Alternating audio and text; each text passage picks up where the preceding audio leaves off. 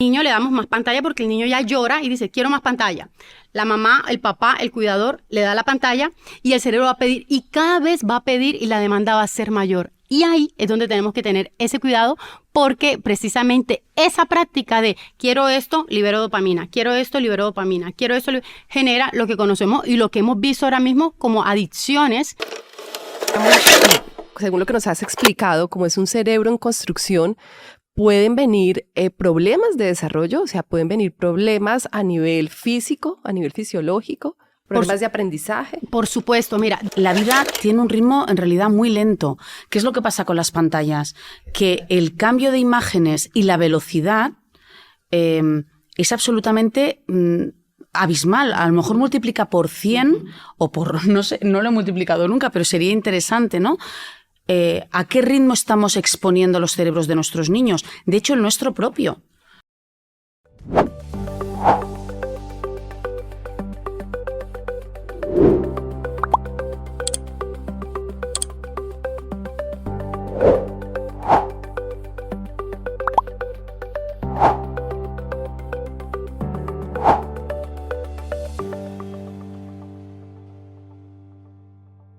Hola a todos, bienvenidos y bienvenidas a un nuevo episodio de Family Podcast, un proyecto de Santillana para compartir en familia. Avanzamos con nuestro episodio, este segundo episodio, en compañía de dos invitadas maravillosas, mamás y apasionadas de la educación, de la crianza.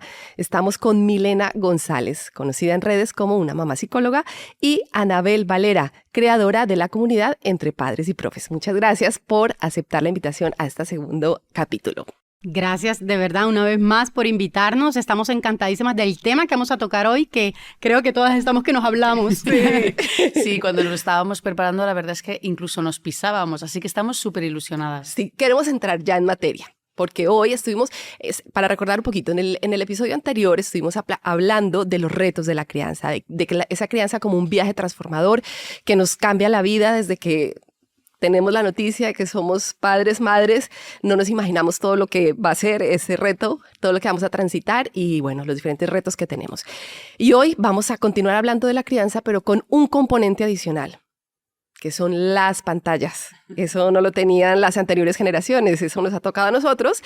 Parece que es una tecnología como tan nueva, como que llevamos mucho tiempo con esa tecnología, pero realmente es muy nueva, es muy reciente y todavía hasta ahora es que se está viendo el impacto de estos dispositivos. Anabel, ¿qué está pasando con las pantallas y los niños? Bueno, en primer lugar, apuntalando una pequeña idea que acabas de señalar, nosotros no lo hemos tenido en nuestra infancia. Nosotros venimos de una sociedad analógica y ahora estamos en una sociedad absolutamente digital y ahora ha entrado además la IA, ¿no? La inteligencia artificial, que ha venido aún más a sacarnos de la zona de confort. Cuando nos habíamos acostumbrado a Internet, le damos una vuelta de tuerca, ¿no? Pues yo creo que con no voy a demonizar las pantallas o no voy a decir que son malas, esto lo hablábamos antes con Milena, ¿no? Creo que han venido para quedarse y creo que bien utilizadas pueden hacer muchísimo, muchísimo bien. De hecho, en las escuelas, si se usan de una manera eficaz y en la edad adecuada, nos dan feedbacks muy positivos pues para poder personalizar el aprendizaje de cada alumno. ¿Cuál es el problema? Cuando asociamos o se asocia la tecnología con el juego, con el juguete, ¿no? Nuestros niños y niñas viven ya con un dispositivo en sus manos. ¿Eso significa que sean nativos digitales? No, absolutamente no. El hecho de que sean herramientas muy fáciles de utilizar, muy intuitivas, es muy fácil hacer así y ellos se saben mover perfectamente. ¿Significa que hacen un buen uso o hacen un uso? Entonces, o un abuso. Ahí está. Entonces, creo que y de esto hablaremos, ¿no? Hoy, Milena, de qué es lo que pasa en el cerebro de los niños, qué están dejando de hacer mientras están con un dispositivo, están dejando de jugar, están dejando de pelearse con sus hermanos, que al final las peleas son un entrenamiento de vida, son prácticas de vida, ¿no? Entonces, ¿qué es lo que están dejando de hacer por las pantallas? Y así que se abre el debate, ¿pantallas sí o pantallas no? Milena. Exactamente. Esa es la típica pregunta que surge. Entonces, ¿dejo que mi hijo tenga pantallas, sí o no? O sea, ¿le permito la exposición a las pantallas? Y yo aquí, como en muchas otras cosas, no tengo una respuesta rotunda, excepto si estamos hablando de un niño o niña menor de 2 años, ¿vale? Incluso menor de 6 años, ¿vale? Para ser más tajante. Entonces, yo ahí te diría, claro. ahí está claro, yo ahí te diría 0 pantalla, pero quiero explicarlo, ¿vale? Quiero explicarlo antes. ¿Por qué? Porque cuando estamos hablando de pantallas y niños, pantallas, niños, niñas, no nos podemos olvidar que estamos hablando de un cerebro inmaduro, ¿vale? No es lo mismo, exactamente, no es lo mismo hablar de pantallas y cerebro en un adolescente, que ya tú nos hablarás de adolescente porque tienes 3 adolescentes, o de hablar de pantallas y cerebro adulto, que hablar de un cerebro inmaduro, ¿vale? Que es un cerebro que está en plena construcción, que es un cerebro que, aunque tú le ves formadito, si le haces una ¿cómo? Tomografía. Exactamente. Si le haces una tomografía, una resonancia, tú lo puedes ver ahí formado, pero hay partes del cerebro que todavía están inmaduras, hay partes del cerebro que todavía necesitan esas conexiones neuronales que permiten esos procesos de aprendizaje. Y esos procesos de aprendizaje, ¿cómo se van a dar? O sea, ¿cómo se asocia una neurona con otra? A través del contacto con papá, con mamá, con cuidador, a través de la socialización en el colegio, en las escuelas. Entonces, claro, cuando además de papá, de mamá, de cuidador, de profes, entra un nuevo componente que son las pantallas, ahí tenemos que tener muchísimo cuidado, porque el cerebro de nuestros niños y niñas es como una casa, y el cerebro, cada uno de nosotros tuvimos en algún momento de nuestra vida, en nuestra infancia, ese cerebro inmaduro.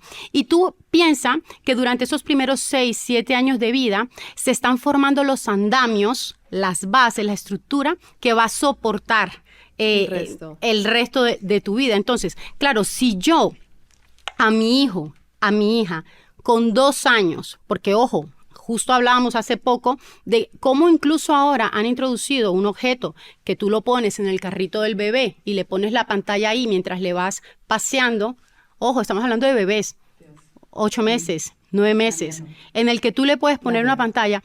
Realmente yo creo que muchas veces lo hacemos por desconocimiento. Por eso siempre digo que conocer es comprender. Cuando nosotros conocemos, cuando nosotros tenemos información, vamos a actuar con mayor conciencia e intencionalidad. Entonces, ¿qué pasa? Claro, el cerebro nace inmaduro y hay una parte fundamental del cerebro que es esto, lo que conocemos como corteza prefrontal. Miren cuál es la corteza prefrontal, justo lo que tienes detrás de tu frente, ¿vale? Que aquí lo podemos ver incluso más, que es esta parte, ¿no? De nuestro cerebro.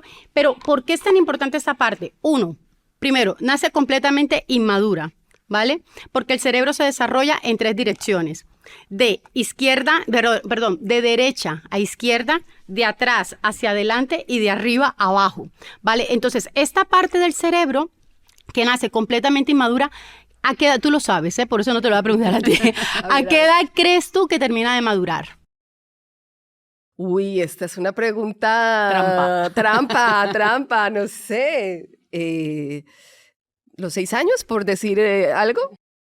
Pues imagínate que cada vez los estudios demuestran más que hasta bien entrada la treintena, wow, no termina de madurar. O sea, esto es lo que se habla de la plasticidad cerebral. La neuroplasticidad, ¿vale? Pero también de esa inmadurez cerebral. ¿Y cuál es el asunto con la corteza prefrontal? El asunto con la corteza prefrontal es que todo lo que son funciones ejecutivas como planificación, toma de decisiones, control de impulso, la capacidad de demorar la gratificación, la autogestión emocional, todo eso se da a partir de aquí. Entonces, ¿qué pasa?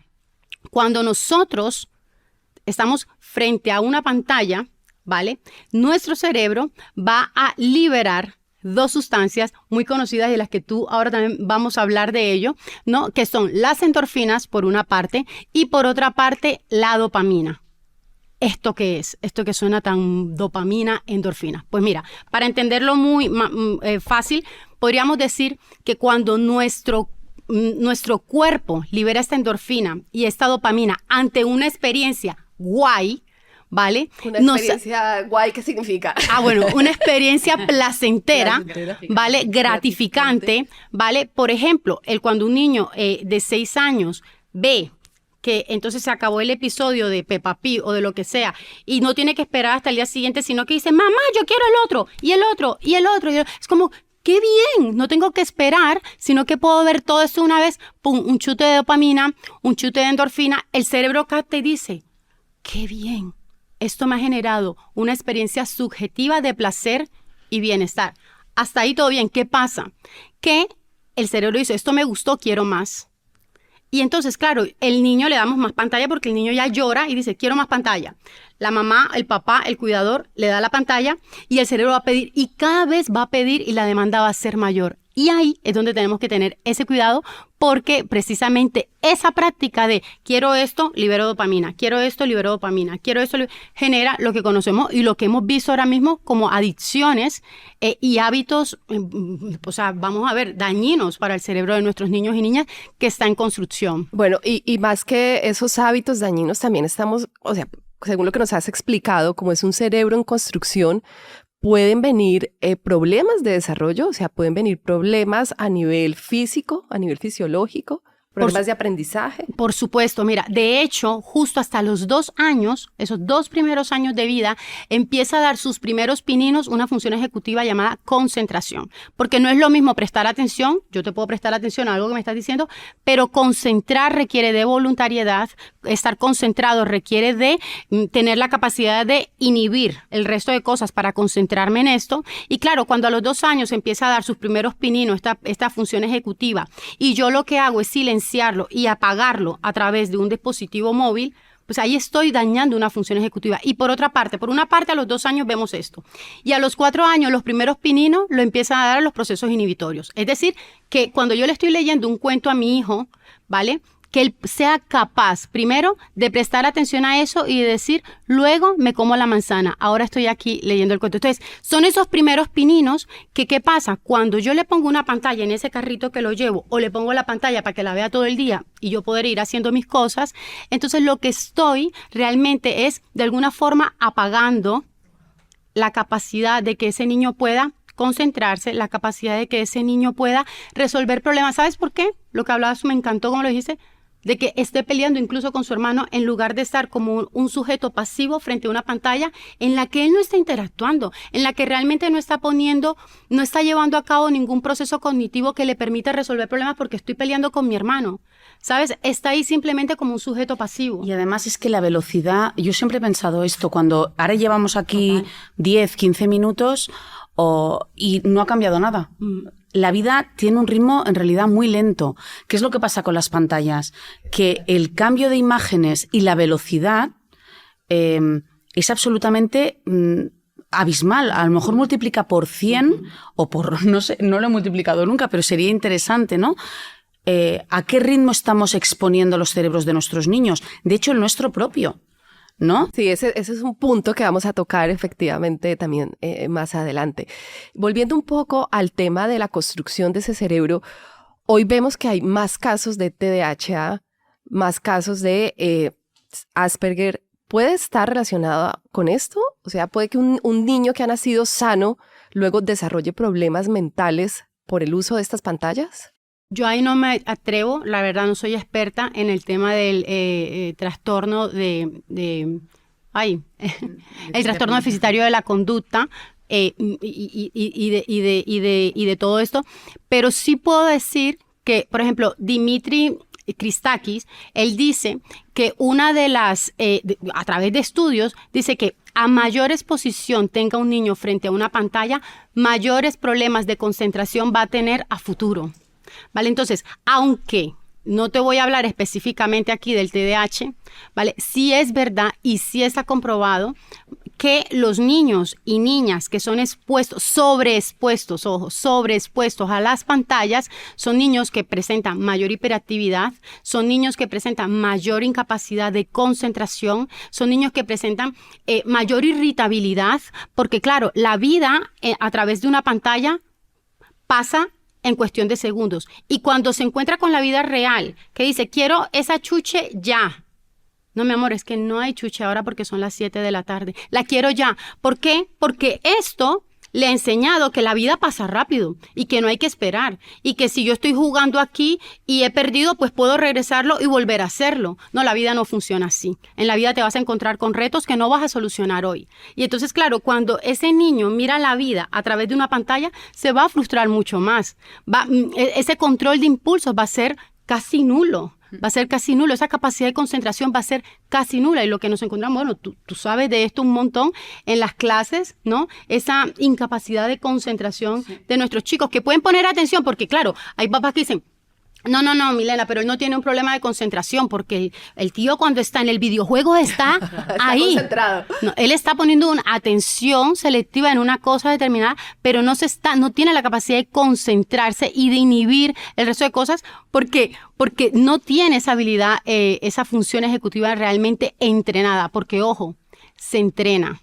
Nosotros nacemos con la función básica que es la atención, pero la concentración es una función ejecutiva que tenemos que entrenar. Bueno, y ahí, ¿qué papel tiene la escuela? ¿Cómo logramos entrenar y cómo logramos acompañar?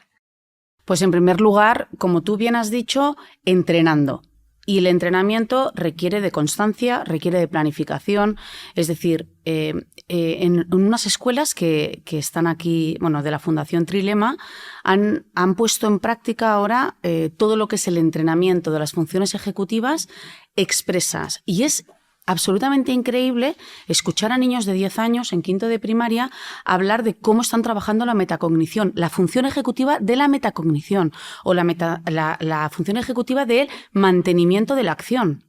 Es decir, aunque me cueste una cosa, es el entrenamiento del músculo de la voluntad, ¿no? Lo que nos han explicado toda la vida, o lo que ha explicado ahora mismo Milena, esa atención mantenida, esa concentración, porque al final la pantalla cuando el niño está muy concentrado, en realidad no es una atención, no es ni siquiera atención, es que le han secuestrado. Su cerebro no está trabajando, es la pantalla que trabaja por él. Entonces, en la escuela, ¿cómo se trabaja? De la misma manera que se tiene que trabajar en familia, con un entrenamiento. Lo que pasa que en el colegio debemos hacerlo primero con unas estrategias de andamiaje. Es muy importante empezar con unas pequeñas estructuras, unas pequeñas actividades para ir andamiando cada una de las 13 funciones ejecutivas. Bueno, Anabel, quisiéramos saber en esta relación y en este entrenamiento que se hace en las escuelas, hemos visto que hay estudios como PISA que demuestran que también puede tener un impacto positivo si se usa adecuadamente esta tecnología. ¿Cómo podemos desarrollarlo y cómo se puede implementar para que la aprovechemos y la traigamos a nuestro favor? Yo soy muy partidaria, en primer lugar, de respetar esos primeros años, ¿no? En la escuela no de 0 a 6, de 0 a 8 incluso, intentemos que los niños como mínimo no tengan un dispositivo individual. O sea, una cosa es que les pongas en la pantalla un día un cuento visual o le hagas un pase de bits, pero digital, fantástico. Pero en el momento en el que ellos se encierran en sí mismos con un dispositivo digital, tan pequeñitos cuando ni siquiera están trabajando la pinza, porque solo trabajan el dedo, cuando después van a tener que coger el lápiz y hacer la pinza, y para eso hay que entrenar todo lo que es la musculatura de la mano, ¿no? Entonces, es muy importante que estos primeros años sean años de juego libre, de asentar muchas bases a nivel social, gestión emocional. Sobre quinto o sexto de primaria suelen introducirse los primeros dispositivos. Y yo soy muy partidaria de trabajar muy en claustro. Es muy importante que se pueda programar como colegio, como claustro de primaria, claustro de primer ciclo de secundaria, qué uso se le va a dar. Porque tenemos profesores que son muy pro pantallas y otros que no las van a tocar. Somos de diferentes generaciones y cada uno tiene su estilo educativo. Pero para que realmente podamos implementar un proyecto educativo de centro digital equilibrado y sano para nuestros alumnos, es importante que entre todos nos pongamos de acuerdo. Oye, ¿cómo lo vamos a hacer? ¿Lo vamos a utilizar desde ciencias? ¿Lo vamos a utilizar desde tecnología? ¿Desde educación física? ¿Desde música? Por ejemplo, desde historia o desde arte para que vean las obras en 3D. ¿Cómo lo vamos a hacer para no superar un tiempo límite de pantallas? Y luego, por otra parte, creo que es súper importante que el colegio, al igual que los padres nos ponemos controles parentales, Los colegios también tienen que tener sus controles. Yo, por ejemplo, yo estoy dirigiendo ahora un grupo de colegios, de 7 colegios internacionales, y en los 7 hemos puesto Quoria, que se llama ClassWise. ClassWise es un producto, ¿no?, que se instala en todos los ordenadores de los niños y el profesor desde su pantalla controla todas las pantallas. Eso implica que, chicos, os lanzo un vídeo. YouTube está todo capado, solo pueden ver ese vídeo. O os quito YouTube, venga, todo el mundo a Word y el profesor directamente Word. O ahora un tiempo de investigación, vosotros solos, pero ha restringido todas las que no pueden entrar, ¿no? Y luego, por otra parte, esta herramienta, que como esta podría haber muchísimas, está la herramienta para los papás, que va en la misma línea. Y ahí parto otra vez del tema de la coherencia que hablaba Milena antes. Qué importante es que escuela y familia vayamos de la mano y que esos proyectos escolares vayan de la mano con lo que pasa en casa. Que no pase como pasa en el comedor, ¿no? En el cole ya comerá verdura, en el cole ya comerá pescado, ya pelearán en el colegio, ¿no? En el cole ya le pondrán límite a la pantalla. No. Porque de hecho los papás, las mamás, somos los primeros educadores de nuestros hijos. El colegio son coeducadores, nos acompañan en nuestra tarea, son agentes, pero nosotros somos los primeros responsables. Así que papás, mamás, controles parentales en casa y sobre todo muchísima comunicación con el colegio. Para mí ese es el mejor control parental, es el mejor límite, ¿no? Ir de la mano. Y tú has tocado un tema muy importante que es la coherencia, el poder dar ejemplo, ¿no? Muchas veces yo es que tengo que usar el celular, el móvil, porque mi trabajo me exige esto. Entonces, claro, los niños desde muy pequeños están viendo a papá y a mamá también pegados al móvil, pero no, es que yo lo estoy usando correctamente. ¿Cómo educamos con esa coherencia? Sí, Milena. precisamente. Creo que una de las palabras claves aquí, y en lo que Santillana es experto también, es en el tema de la educación. Porque hablábamos al principio que tiene que ver estamos ante una realidad de una sociedad con pantallas, ¿vale? Y por supuesto que yo voy a defender a capa y espada que va a ser muchísimo mejor, ¿vale? Que nuestra niña tenga contacto con la naturaleza, que todo aquello que pueda hacer con las manos, manualidades, amasar, va a ser muchísimo más beneficioso para su cerebro.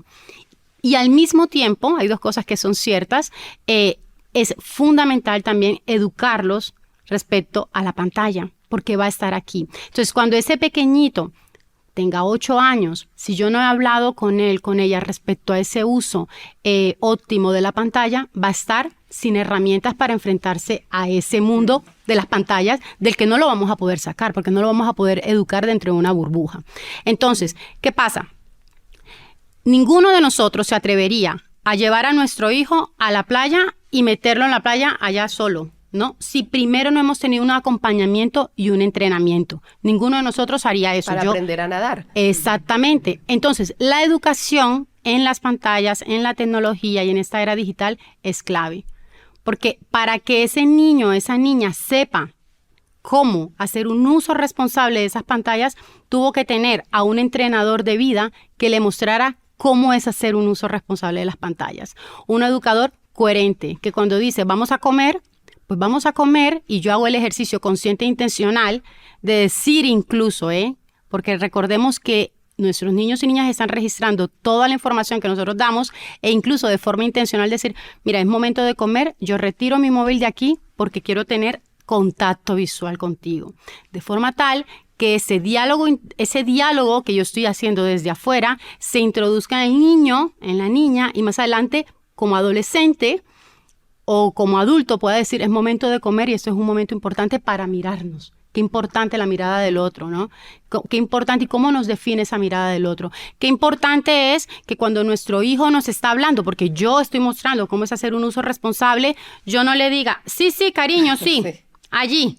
No, que yo pueda decir, me estás hablando, voy a dejar esto aquí. ¿Qué me decías? Ponerme a su altura, poderle mirar. Entonces, la educación, que vamos a mirar más adelante, bueno, cómo entonces lidiar con todo esto, pero la educación de cómo hacer un uso efectivo de una realidad que nos está acompañando es fundamental. No simplemente decir, no se puede usar, como nos comentabas tú ahora, Anabel, que hay profes que dicen 0, ¿vale? Y nuevamente insisto en que entre más tarde llegue, mejor, pero hablarles de esa realidad que estamos viviendo, porque, ojo, el hecho de que ellos no se lo demos, ¿vale?, no quiere decir que no nos estén viendo a nosotros hacer uso de ella. Y que después ellos no vayan a investigar por su cuenta. Exactamente. Entonces, insisto, la información nos da poder. Conocer es comprender. Entonces, cuando simplemente el niño o la niña sabe que yo no uso el móvil a esta edad, no porque mamá, papá simplemente dice no se puede usar, sino porque es una forma de protegerme y de cuidarme,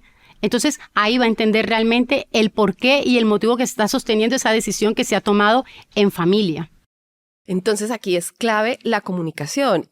Yo creería que aquí hay 2 puntos claves. Por un lado, cómo nos estamos comunicando en familia, porque nuestros niños están viendo desde muy pequeños, están conviviendo, son nativos digitales, están conviviendo con las pantallas, con la tecnología desde que están en la barriga de la mamá, prácticamente, ¿no? Se habla de que el primer contacto lo tienen cuando están en gestación. Entonces, ellos están viendo esta tecnología, la están mirando, se intrigan mucho y quieren probarla, quieren acceder a esa tecnología. Pero entonces ahí entiendo que en los primeros años es importante la comunicación, hacerles entender. Y por supuesto también en esos primeros años, bueno, en los primeros años y diría que en el resto de la vida es poder trabajar el pensamiento crítico para que ellos logren desarrollar esas habilidades de autocontrol, todo eso que van a necesitar y que entiendan que también hay que saber tomar distancia, todas esas habilidades también humanas que hay que desarrollar. Entonces, ¿cómo trabajar estos 2 aspectos? Pues yo creo que la comunicación es algo que también hay que poner sobre papel. No la tenemos que dar por supuesta simplemente porque las personas seamos comunicativas, seamos sociales, políticas por naturaleza. O sea, una buena comunicación no es lo mismo que la comunicación. Y en casa, tanto en casa como en el colegio, tiene que imperar la buena comunicación. Aquella que, como ha dicho muy bien Milena, está basada en la mirada, pero sobre todo en la escucha. Y en la escucha, no solo con los oídos, se escucha con el cuerpo. Si yo te escucho a ti, me giro hacia ti, te miro a los ojos, me vacío de mis propios pensamientos para poder acoger los tuyos. Y eso implica, como decía ella, pues el ponernos a la altura de ellos. Cuando estamos, volviendo al ejemplo que ella ha puesto, ¿no?, que Milena ha puesto, estamos en la mesa comiendo y estamos con el móvil, hay un intruso en la mesa. Que no debería estar ahí. ¿Por qué tienen que estar los móviles? ¿Cuántas parejas, cuántas familias vemos ahora en los restaurantes? El otro día estuve de viaje, me fui a un restaurante y había una familia de 4 miembros, 2 niños y sus papás, y todos con el móvil. Y pensé, es que no lo entiendo, ¿no? Conectados por videollamada. Chateando. Entonces, móviles en el bolso, apagados, silenciados, a no ser que haya una enfermedad de un familiar y ese día se diga, hoy hacemos una excepción, porque si no es un intruso, igual que la televisión. Entonces podremos mirar a nuestros hijos a la cara y podremos decirles, ¿cómo te ha ido el cole, cariño? Y es su momento. Y luego nosotros que podamos decirle, ay, pues yo hoy en el trabajo, y que escuchen hablar todas aquellas preocupaciones que decimos por teléfono. No, a ellos. Pues mira, chicos, hoy he tenido un mal día, y que ellos vean que tú también tienes malos días y que ellos también pueden validar tus emociones. Entonces, eso es una educación realmente respetuosa en la que todos nos hacemos presentes, todos nos escuchamos, todos nos miramos. Pero para eso no podemos permitir la entrada de intrusos. La entrada de intrusos. Y ahí hay algo que tú trabajas mucho, Milena, y es el buen trato y el poder hablarles a nuestros hijos como si fueran las personas más sabias de este mundo. Sí, siempre hay una frase que me gusta repetirme constantemente y es que ese niño, esa niña que tenemos frente a nosotros sea más bajito que nosotros, no significa que sea inferior a nosotros. Ese niño tiene unas capacidades, ese niño tiene la capacidad incluso de poder enseñarnos. Siempre digo, siempre que llego a los talleres de educación emocional, empezando por mi propia casa con mis 3 hijos, pero también en las aulas cuando estoy ahí, digo, yo llego con la intención de enseñarles, pero me voy de ahí aprendiendo de ellos, o sea, de mis grandes maestros que son ellos, lo que dicen, la forma en la que piensan. ¿Por qué, profe, entonces, por qué mi hermana, entonces sí la dejan tener un móvil y a mí no? ¿Vale? ¿Por qué? Porque es mayor. ¿sabes? Y entonces se cuestionan eso. Y hablabas tú del pensamiento crítico y qué importante es tomar esa pregunta que está haciendo y no simplemente decirle, bueno, porque sí, y ya, cariño, es una decisión que tomó papá y mamá y ya está. No, sino poder decir, ¿tú por qué crees? Devolverles la pregunta. Devolverle la pregunta. Cuando yo no, porque también tenemos que ser humildes para reconocer que no lo sabemos todo. O sea, hay momentos que te pasará a ti, ¿no? A ti, que nuestros hijos nos hacen una pregunta y yo le digo, oye, pues la verdad, no lo sé. O no se me ha ocurrido. No se me salen con oye, qué buena esa pregunta, de verdad. ¿Tú por qué crees que ha pasado? O sea, ¿tú por qué crees entonces que, mamá, ¿por qué si son tan malas las pantallas? Entonces, ¿por qué mi amiga, que tiene la misma edad que yo, por qué tiene? Porque tiene, mi amor, ¿tú por qué crees? Venga, pensemos, ¿tú por qué? Porque, ¿sabes? Y eso se presta para una comunicación maravillosa donde salen un montón de reflexiones. Y también para reforzar los valores que tenemos como familia. Exactamente. Una de las cosas que podemos decirles eso precisamente es, cariño, cada familia tiene unos valores diferentes, unas prioridades diferentes. En esta casa, estos son los nuestros, ¿vale? Porque claro, en casa tengo 3 hijos, la mayor tiene 9 años, la segunda tiene 8 años y el último tiene 4 años. Claro, ellos no ven pantalla, ¿vale? Todos los días, pero sí es verdad que en casa, y que ya luego hablaremos también de esto. Justo sí, entraremos en el tercer episodio ya para dar esas estrategias exactamente. Más claramente. Ellos no tienen una autonomía de tener un móvil propio, ¿vale? Tampoco toman el mío, pero, por ejemplo, un momento pantalla sí lo generamos como una forma de conexión, porque ahora decía Anabel, no vamos a demonizar las pantallas, ¿vale? Pero ¿qué podemos hacer ya que están aquí? Incluso la pantalla no es la enemiga, es lo que hacemos con ella y cómo podemos incluso aprovecharla para generar momentos de conexión en familia a través de una pantalla. Genial, de eso vamos a hablar en el próximo episodio. Family Podcast, un proyecto de Santillana para compartir en familia. Sigue atento a nuestras redes.